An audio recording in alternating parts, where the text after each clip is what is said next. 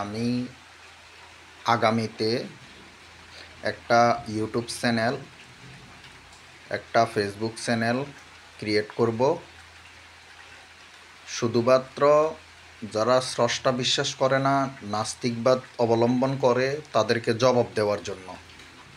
এখানে বিভিন্ন জ্ঞানী মানুষদের সাথে ডিসকাশন করা এবং আমার যতটুকু মেধা আছে, আল্লাহ তো স্রষ্টা স্রষ্টা সৃষ্টিকর্তা, গড, ভগবান, এগুলা তো একটা ক্যারেক্টার, চরিত্রের নাম। এইগুলোকে যারা বিশ্বাস করে না তাদেরকে কঠিন জবাব দেওয়ার জন্য আমার যতটুকু মেধা আছে ততটুকু সর্বোচ্চ প্রয়োগ করার চেষ্টা করব। বিভিন্ন বৈজ্ঞানিকভাবে ব্যাখ্যা নিয়ে, বিভিন্ন সামাজিকভাবে ব্যাখ্যা নিয়ে, বিভিন্ন ধর্মীয় কিতাবগুলো থেকে ব্যাখ্যা নিয়ে যে স্রষ্টা আছে, এবং বিভিন্ন মানুষদের সাথে, জ্ঞানী মানুষদের সাথে কনভারসেশন করে তাদের সাথে একটা সঠিক সমাধান যারা দিতে পারবে আমাকে, এই ধরনের মানুষের সাথে ডিসকাশন করে, কথাবার্তা বলে, তাদের থেকে বিভিন্ন ধরনের জ্ঞান নিয়ে এই ভিডিওতে ছাড়ব। এবং এই ভিডিওগুলো দেখার মাধ্যমে একটা মানুষ স্রষ্টার অস্তিত্ব পাবে, সৃষ্টিকর্তার অস্তিত্ব পাবে। একটা মানুষ বুঝতে পারবে যে সৃষ্টিকর্তা বলতে একজন আছে।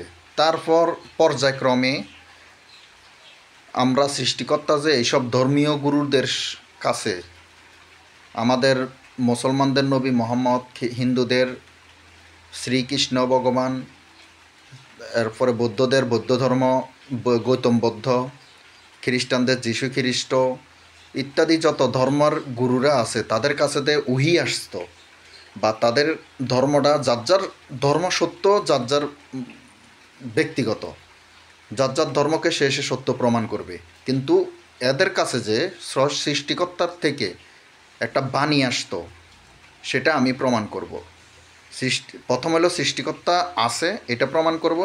তারপর এদের কাছে যে সৃষ্টিকর্তা উহি আসতো, বাণী আসতো, এটা প্রমাণ করব। তারপর এইসব ধর্মগুলো কোনো কাল্পনিক না, কোনো কাল্পনিক রূপকথার গল্পর মতো না, সেটা প্রমাণ করব। সেটার জন্য আমার অনেক দূর যেতে হবে, এবং এটার জন্য আমি অনেক সাহায্য সহযোগিতা প্রয়োজন হবে।